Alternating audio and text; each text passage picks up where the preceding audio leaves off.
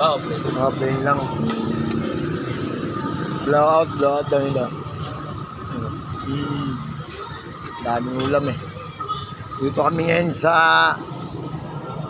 Naik. Naik yan. Ha? Diba dito tayo? Sa likod niyan. Yung sa malaking bahay, dito kami nagturo eh. Sa namin.